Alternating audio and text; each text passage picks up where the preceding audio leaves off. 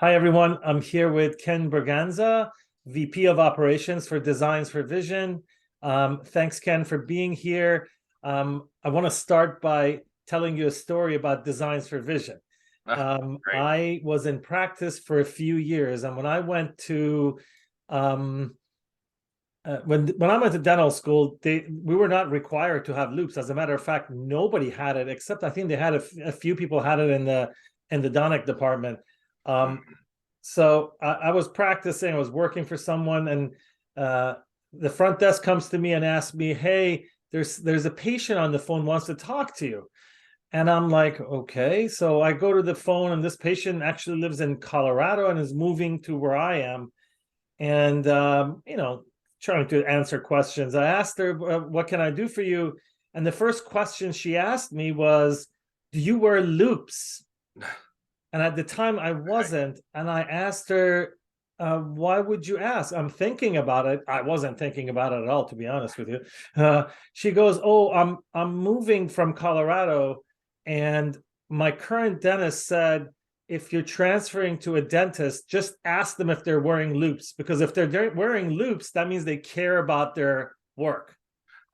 Nice. And that I hung up the phone. I don't think she ever came to me, but the next day I had your reps in my office to get fitted for one. So that was my story. Ken, go ahead and tell me a little about yourself, how long you've been with Designs for Vision, and what do you do for them? Sure. So I've been with Designs for Vision over 22 years. I grew up in New York City. I did my undergrad in mechanical engineering. After graduating, within 2 weeks, I started working at Designs. I actually started as a junior design engineer. Within a year, I worked my way up to chief designer. Within 5 years, worked my way up to director of engineering, where I led the engineering department here for 13 years. Worked on all of the products that were released during that time. We like to say it's an engineering department here, not an R&D department, because we do far more than R&D in engineering. And then during those 13 years, I went back to school. I got an MBA. And then in 2018, I believe it was, I got promoted to VP of Operations. So that's pretty much my whole history here. I've been in every part of the business. I've worked on countless things: literature, regulatory, testing, R&D, tooling, manufacturing, sales, you name it. Been everywhere in the business. Yeah, I really appreciate that because, as clinicians, we appreciate someone be in charge of something when they have the education for it. I don't Right. like to see, oh, I was trained on the job. Yes, absolutely, that can work. But if you are the person who's responsible for designing these products rather than outsourcing it to some of the other foreign countries and just put your label on it, there's a big Right. difference in that, right? It's amazing that is probably the number one question I get from outsiders looking in. Everybody seems to assume that we buy products from outside and slap our name on it and send it out. And I'll be honest, it's the furthest thing from the truth. Ever since the reason why I've been here 22 years is because the place is constantly growing. It's constantly developing, constantly innovating, constantly designing. The whole company started on that basis, on developing visual devices to help people see better, see things they haven't seen before. So it's amazing when people assume that, we're one of those companies that repackage, relabel. Now, I'm assuming that maybe a lot of other companies do that, but here at Designs, we really do design, develop, manufacture, test, certify, sell, and service all of our own products. So, you know, there's a reason we do that, because we need to be able to maintain control over those devices. What keeps this company in business is continually coming out with new product, new innovation, and being able to turn the ship a lot faster than some of these other companies. You get feedback from the field. People say, "Oh, I need a wireless light." We were able to turn around and spit out a wireless light in less than a year. A tested, certified medical device. Whereas bigger companies, they'll work on these things for years because they're focused on high profits, low cost manufacturing. They're sending everything out overseas where you can pay a lot lower prices. We manufacture everything here in New York on Long Island, which is one of the most expensive places in the country. So, we're making it work here. And even all of our vendors, vast majority of our vendors are local. I mean, hyper local. I mean, I get in the car and I drive to a vendor and we discuss a problem. So it's quite, oh, I'm sorry, there's paging going on in here. That's okay. Okay, sorry. I have to have a pager in my office because I get paged by by the manufacturing floor many times. But yeah, so yeah, most people do think that we're resellers. We are absolutely not that at all.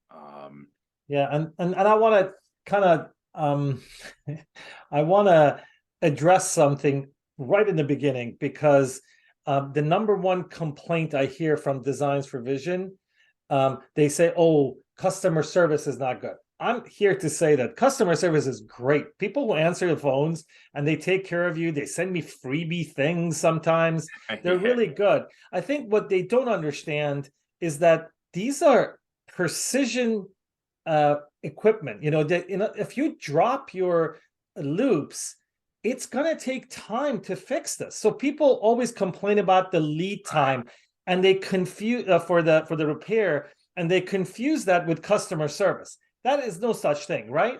right. So our customer service agents are very, very well trained.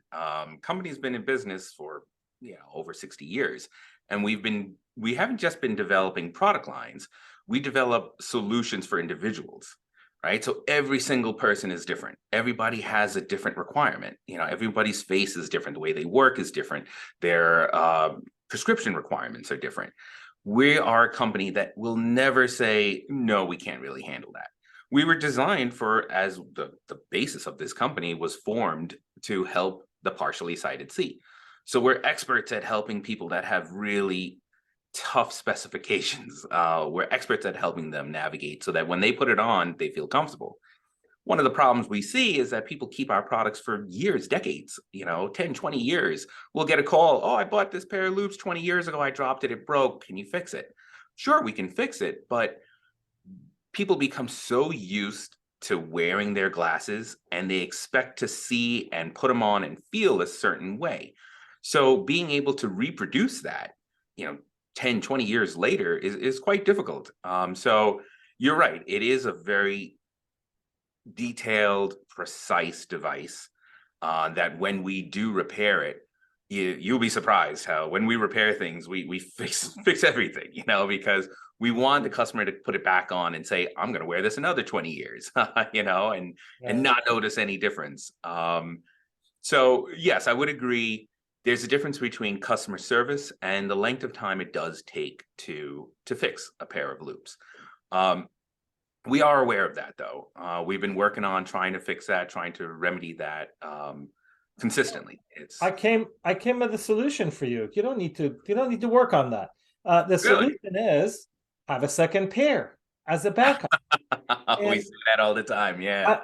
I have one. When I was going from my 3.5 to 4.5, I'm like, oh, I'm going to keep my 3.5 as my backup. Right. This is a device that you're basically most dependent on Right. doing your job. Why not have a second pair? And I know actually your company is very generous about giving discounts to the second pair and things like that. I know the reps work around it, and we have a nice group deal within our group as well. But just have a second pair. That will solve that problem real easy. Right. That is true. Having a backup pair is very important because, like, say for a carpenter, you wouldn't have just one electric drill, because that drill goes down, you're not sitting there using your hand. So we definitely recommend a backup pair. We understand that, people maybe, they don't want to, or maybe they can't buy a second pair. So we really do understand that when someone needs a repair, they need it yesterday, because usually they have patient schedule, they have their own schedule to work with, and they need their glasses back immediately. You're right, having a backup pair is great, but we are working on many things to speed up the repair process. We've hired a huge number of extra personnel for customer service. We've actually split the responsibilities of our customer service reps, because knowing the last 40 years of products and how to fix the last 40 years of products is difficult. There's, we have a lot of people that have been here decades, but, we kind of reserve those people for the customer service aspect. Then we have other people that we've hired just for customer support to help with, maybe things that you don't need such intensive experience and knowledge of our optical systems. And we've also added more manufacturing space, to help alleviate these repairs and help alleviate the complaints, really. Like you said, it's the complaints. We don't want people to be feeling like they're not getting what they expect. Yeah. I mean, I have to tell you, the quality of the lenses that you have is the reason I approached you guys to be a sponsor of my group. And when I was talking to John, the VP of the company, he was very hesitant. He's like, "Oh, we don't really want to be in online communities because there's a lot of negativity." And I assured him there is no negativity in my group. We just here to support each other, and I want good products to be in our company, in our group. John, tell me about a little bit about the process. So you guys are basically designing everything in-house, huh? Yes. So it's interesting. Like I said, the company was founded in 1961 by Dr. William Feinbloom, who is considered the father of low vision. He invented the field of low vision, helping people, the partially sighted, see. He's also the inventor of the modern contact lens. So, the whole, and as a renowned optometrist, the whole business was built around building vision devices that perform their functions perfectly. Right. So that means a vision device, meaning a loupe or a head-mounted telescopic or microscopic system, has to fill multiple functions. People always get caught up on magnification. Oh, magnification, magnification. Right. But it's more than just magnification. It's magnification. It's depth of field. It's field of view. It's resolution of the field. It's the flatness of the field. No chromatic aberrations, no penumbras in the visual field, no scatter. All of those things have to be taken into account.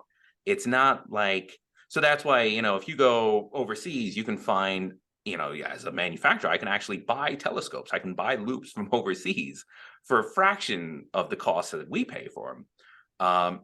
But that's because, you're not getting all of those points.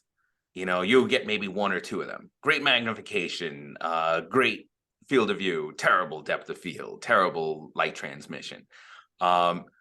So what we do is every single optical system was designed by scratch in-house. It takes years, I'm not even kidding, years to develop an optical system. We use advanced optical software. We actually have several optical designers that we've worked with for dozens of years. And we'll go over what we're looking for. We'll spec out all of those specifications. Now, the problem is that you can do everything perfectly in a computer, but the human eye is quite different than a computer model, right? So it's one thing to be a genius about the physics, but the physics don't add up when you put it onto your face. So you also have to know the nature of the human eye, of different eyes. In fact, your eyes change as you get older. When you're younger, your eye accommodates a lot more. Your eye will force a focus on something that when you get older, you just can't see that focus anymore. So it's very interesting that optics are our passion. It's what we really know. It's what we excel at. And it's also the legacy of this company. So that's why we design every system ourselves.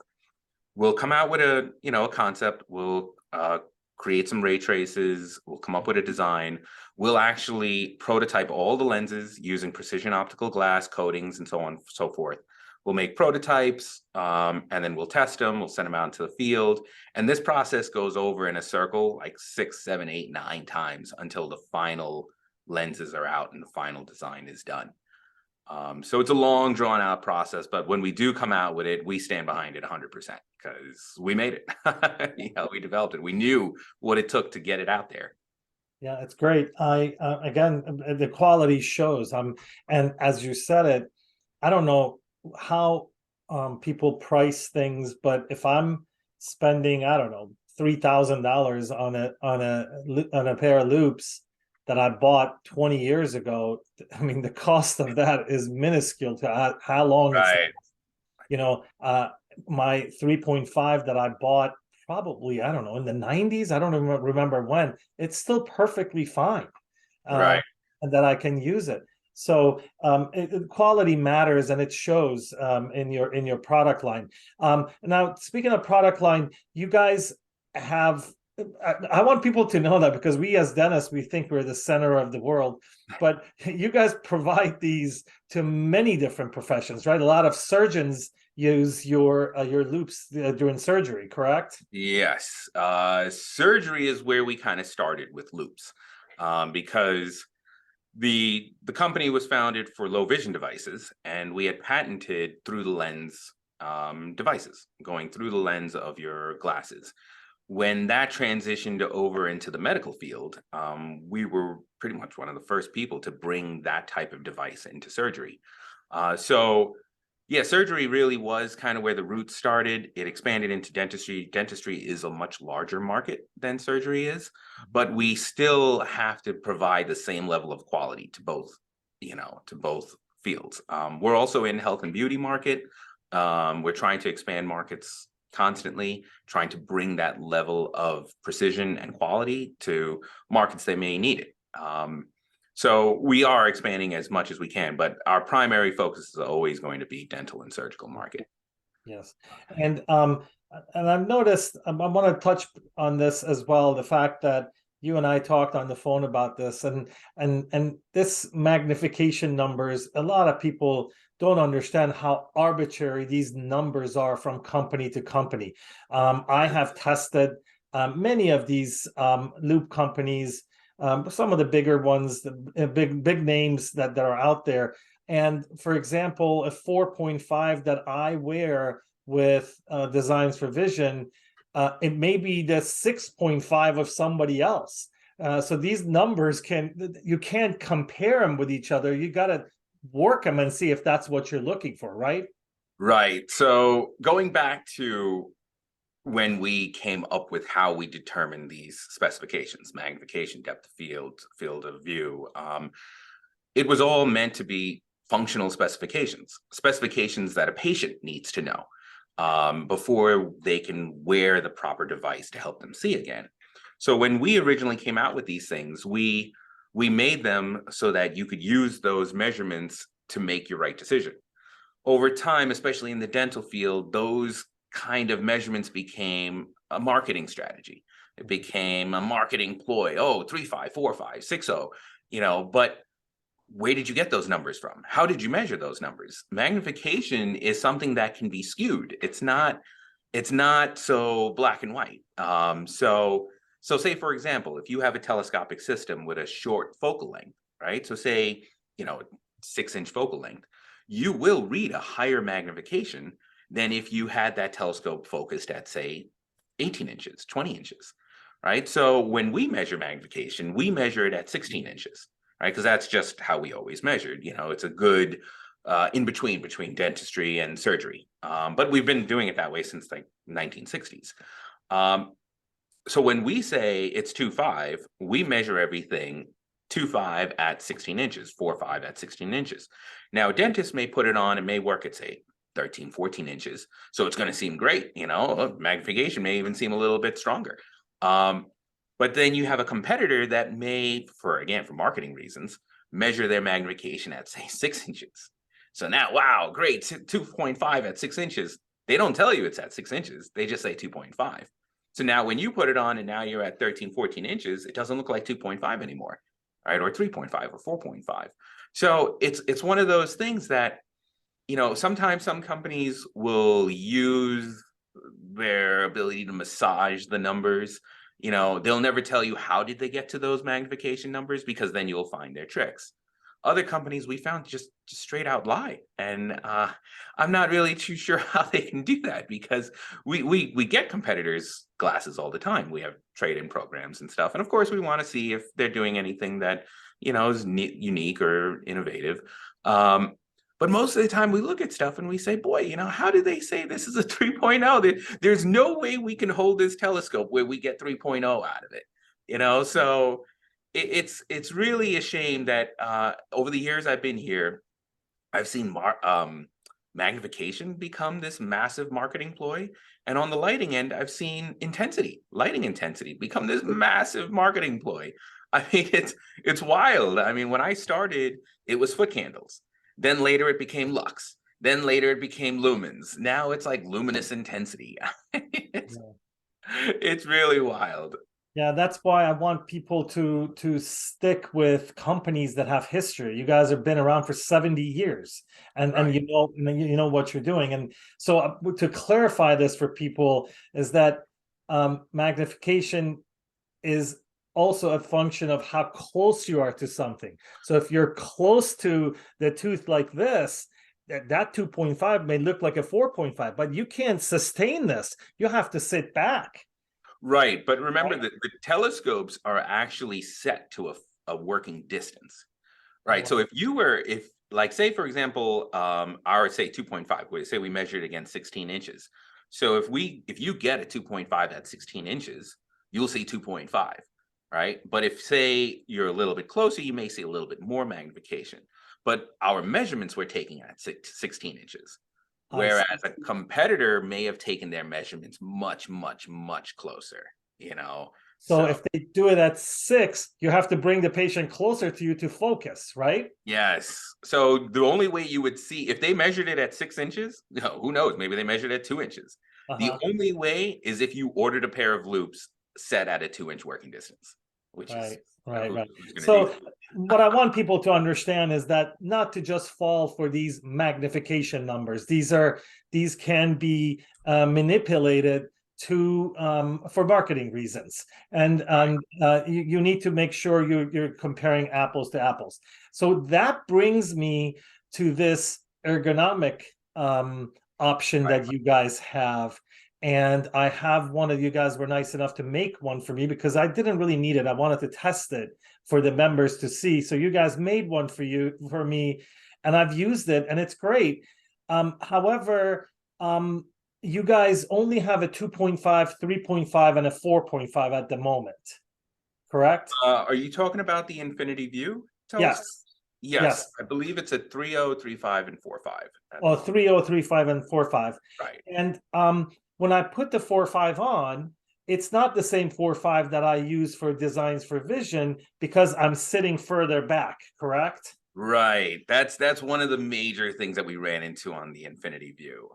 So ergonomics has been a topic for years. A lot of companies like to pick on us. I don't know why, but they like to pick on us. Oh, ours are more ergonomic than designs for vision, and so on and so forth.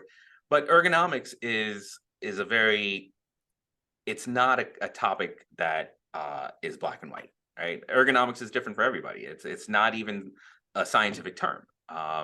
So ergonomics just basically means you're comfortable in your working position. Um, and that's why when we sell products, we don't sell products on the web. We don't sell products, you know, through just any old distributor. We have in-house sales reps that are trained. In fact, when a sales rep comes to work for DVI, they work for DVI. They actually work in the factory. You'll actually see sales reps working along the production line at every step in the process. So they understand not just how to fit a customer for loupes, but what the loupes are and how they function.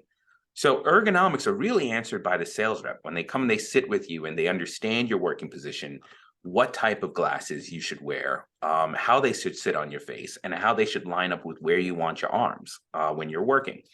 Now, over the years, you know, our competitors kept saying, "Oh, well, we can go steeper. We can go even steeper. We can go steeper on the angle." At a certain point, there's too much eye strain on the eye.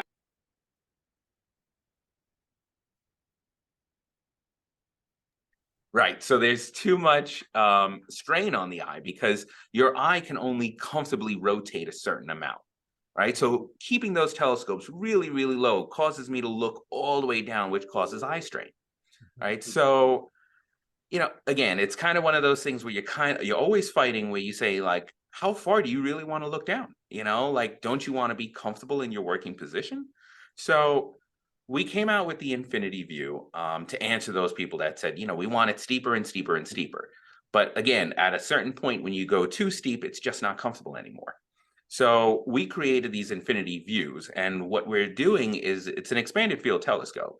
And we're refocusing our objective lens set on the output angle of the roof prism, right? So the roof prism is coming out at 45 degrees. Typically in most expanded field systems, there's another prism that will straighten that back out to neutral. We are re-imaging on that 45-degree output, and that causes that bend in the system.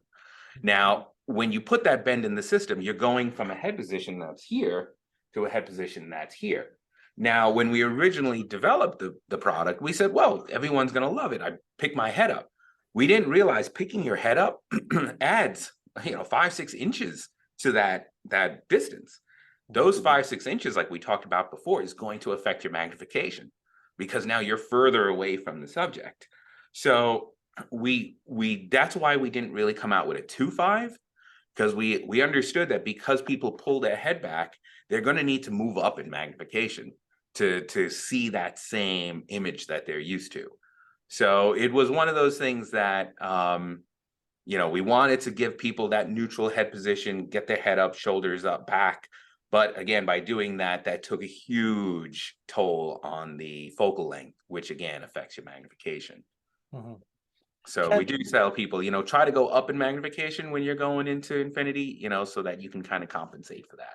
So Ken, I want to address this as well. Why not go higher than 4.5? Why not go to 7.5, 8.5? I know some manufacturers out there advertise this, but I've noticed when I tried, for example, their 10.5, the field was so dark and so restrictive. As soon as the patient moved, I was out of the range. Why are you guys not developing any higher magnification for the Ergo loupes? So the thing with magnification is, as you stated, as the magnification goes up, typically the field of view goes down, right? So you're looking at a highly magnified image, but it's a very small point of space. Also, another thing is to get more magnification, you need more optics, more lenses, more elements. Every time light passes through an element, there's loss in light transmission, right? So the more elements you have, the less light gets through the system and the darker it seems. Now, when it comes to magnification, again, if you're saying true magnification, we still also sell low vision devices. So we do have 8.0, 10.0. In low vision, we can go all the way up to like 22x. But the problem is that if you're a medical professional and you're working with 10x, the magnification actually enhances your own natural body movements. So if you put a very high magnification telescope on your eyes and you look at a point in space, it'll actually seem like it's shaking. But it's not that the image is shaking, is that you're shaking. Like you have to be so still to not have a shaky image that it almost becomes, not useful. You need a stable platform, something more stable than the human body. That's why when you go up in magnification, if you want 22x, 23x, you need a large standing microscope so that it's stable and steady, and these things weigh hundreds of pounds, because they can't move at all. So that's why, we can come up with higher magnifications. We find that its practical use in the field is not really that beneficial. We have actually come up with higher magnification, like I said, since we have low vision devices that don't have that darkness aspect to it. We also have a panoramic lens, which answers the other question you had, where you said, hey, I'm going up in magnification, but my field is getting smaller and smaller and smaller. So that's where our panoramics came in, where we designed a new optical system, first new optical system since 1611, I think, with Johannes Kepler, where we introduce another optical element set that condenses a wide field coming out of the objective from the objective lenses and funnels that light down into the eyepiece, into the eye. So that way we can give like a 4.5x with a field of say like 90 millimeter field, which is huge. Whereas say a 4.5 expanded field, a standard expanded field has about, I would say like 55 millimeters. So you're going from 55 to 90. So it's a huge jump. So you could see that there are solutions, but the solutions are not out of the box solutions. So one of the things I like you said, hey, I want high magnification, but I want a good size field of view. That wasn't possible with, telescopes prior to the panoramic. So that's why, we don't go crazy with magnification. We'll answer people's needs, but we've made 10Os for medical professionals in the past, and they've come back because for that reason, hey, everything seems shaky. Well, that's your body. Your body is shaking, maybe have a cup of chamomile tea before you put those 10x on your face. So that's one of those things. And because it takes years to develop an optical system, we have to make sure that there's a market that will want it.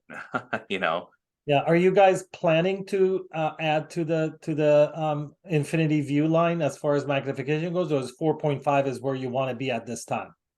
At this time, that's the products we have, but we are an R&D company. So we're currently running close to 12, 14 projects in R&D. So there are more optical systems on the horizon. More things are coming out. I couldn't give a timeline to those things because R&D is very it's very difficult. You don't really know if it's going to work or not.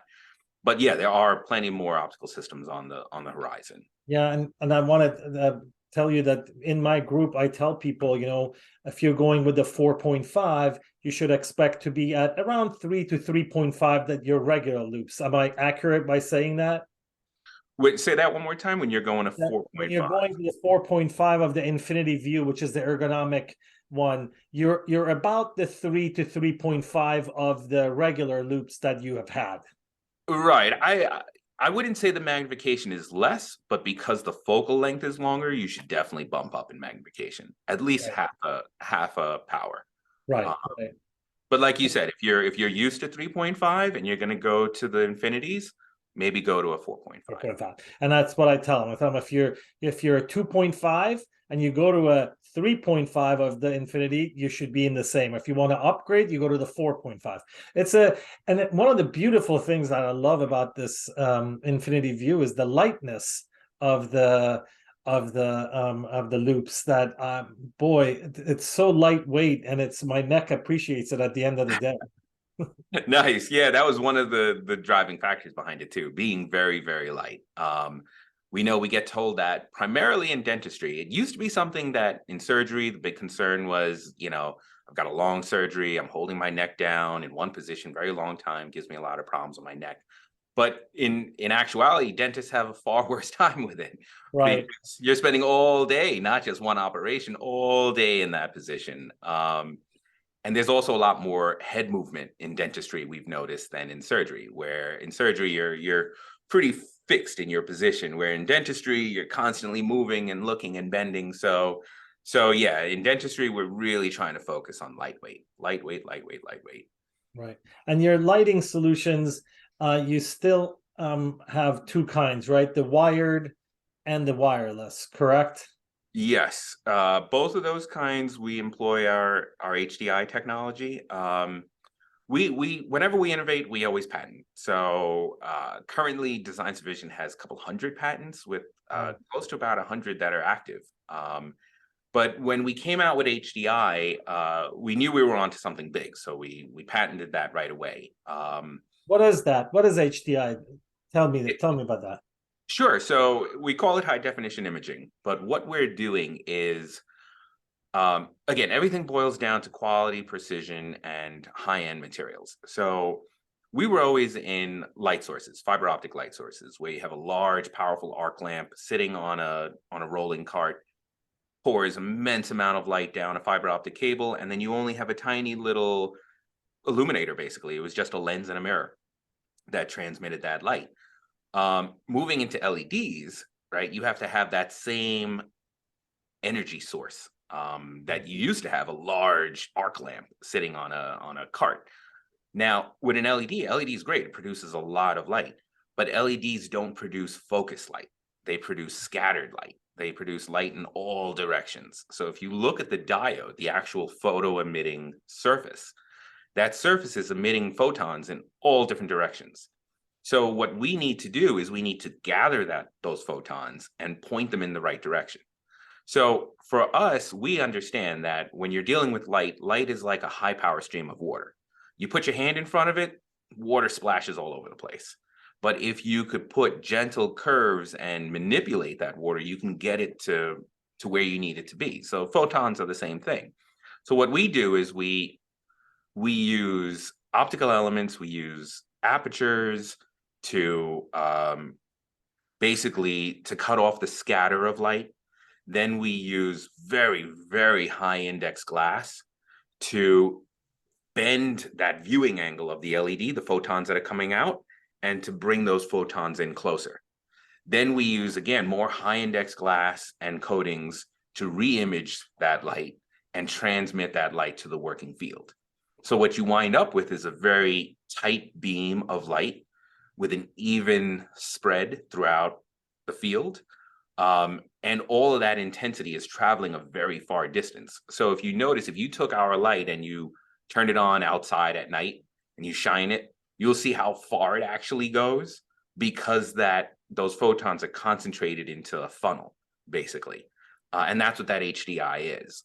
It's concentrating all of those photons coming off the LED and bringing them to the working surface, which is funny, which is one of those things that, remember I was telling you that, over the years, this light intensity has become a total marketing ploy, where what really matters is the amount of light hitting the surface that you're working at. Right. That's what matters, right? So, and that is a function of either foot candles or lux. Originally, it was foot candles. Okay, great. 3,500 foot candles, 4,000 foot candles, 5,000, 6,000 foot candles. Then suddenly, competitors realized they couldn't hit our foot candle readings. So then they changed to lux. Lux is foot candles times 10.76. Okay, so now it just seems like a bigger number. Okay, but it's the same thing. It's a pound of feathers or a pound of steel. It's both a pound, So we said, okay, so then we changed to lux, because we started getting people saying, oh, well, they're saying 20,000 and yours only 3,000. Okay, but yeah, but when you equal them out, ours is still more. Now we're hearing people are talking about the luminous intensity. Luminous intensity is the intensity of light coming off the LED. That has nothing to do with the light that actually hits the working surface. So that's like me talking about my car, telling you about the energy density of gasoline. Doesn't matter the energy density of gasoline. It matters the power at the wheels, right? So it's like one of those things where, we developed this HDI system to really produce the highest quality light. We were trying to replicate xenon arc lamp fiber optic light sources, which were the gold standard of lighting, headborne lighting. LEDs have been trying to recreate that ever since their inception. And that's what we were trying to do with HDI, recreate the original xenon arc lamp light sources and give you that same look. So that's where really HDI comes from. In fact, the magnification in that little ultra mini headlight is somewhere around 40x. So it is so high, and the components are so small that we have to assemble those headlights under microscopes. We had to create pneumatic fixtures that hold all these really, really small, like fine watch, size components, all these little optical elements, because the LED itself is only 1 millimeter square. That these pneumatic fixtures hold down these components while they use tweezers and magnification to assemble all these lenses into these headlights. So HDI for us, I know people are like, oh, it's just another headlight. But for us, especially in engineering, it's not another headlight. It is, we're using index of glass that hits the limits of what is possible in physics. Ken, I got to tell you that this is one of the reasons I wanted to interview you. I'm not a salesperson, and I have to criticize your company for not publicizing this more. In other words, this is not a 25 cents LED lamp that you buy and you screw it into something and you sell it on Amazon. Okay. Right. There's years of I remember having your first light, actually, when they come out with the first light. I sent it back in 2 weeks. It was too big. Oh, really? I, Which light was it? I'd love to know. it was literally, I had to carry, it was like a big block Really? that I had to carry it from room to room. Okay. I think I know what you're talking about. Right, right. But for the light, I'm wireless. I don't want anything to be wired. So even though if I have to change the battery or charge it, I'm okay with that. But you have different solutions for everyone. If somebody wants a longer duration of the light, you have that wired one that everybody wears, right? Right. That's one of the things. So the LEDs, like all the components we source are very exotic, if you want to say. So say our heat sinking inside the headlights are made from tellurium copper, which is one of the highest heat transfer rate materials you can get out there. We use all aircraft grade aluminum. That's all machined in-house. We use engineered thermoplastics for the housing, that back housing on the headlights. High-end engineered thermoplastics that we have custom formulated for us. And we bring that technology even into our wireless headlights. Our wireless headlights have HDI. But like, say, for example, the LEDs are typically grown and kind of like diamonds. They're binned and sorted by their quality. We work with, top LED manufacturers, global manufacturers. We drive them crazy because we actually we want a very, very specific quality of LED, just like diamonds. They come in color, they come in power, they come in uniformity. So our specifications are so unique that the company, these big multi-billion-dollar LED companies, had to set up a whole new system just to specify what we need. And they have to sometimes grow millions of LEDs until they get a small batch that meet our requirements, and then we'll buy those from them. So it's really interesting that we've had times where our LED suppliers had gone through other companies' inventories that had millions of LEDs and plucked out the ones that met our specifications just so we could ship our LEDs to our dentists and, surgeons, and so on and so forth. I want this video to be used by you guys. I'm going to put it on our YouTube channel as well. I mean, this is a resource to people know why designs for vision, not necessarily what's the magnification, what's this. I don't have the time to try 16 different ones from eBay to see which one can be my backup. I have one of these $69, $79 ones from eBay. Right. I can't even use it around the house to screw it like a watch band or something like that. So it's really good to hear how important the quality is to you guys. And that's probably because they hired an engineer like yourself. They didn't hire. I'm serious. I mean, it's really important to me. I'm a techie geek. So we were going to talk for 20 minutes and it goes on and on because I'm really interested to get the reasoning behind them. When I put my Designs for Vision loupes on in the morning, I am so confident that this is the best I can get. And I appreciate you guys' hard work and hopefully continue to improve your product line. Oh, terrific. Thank you. Yeah. Do you have anything else to add? I think we covered everything we needed to cover. Do you have anything I believe so. Okay. Again, thank you very much for joining me. And hopefully if we have other questions, I can bring you on again and we can talk about that. Sure. This was great. Had a great time. Great. Thank you very much. All right. Have a good one.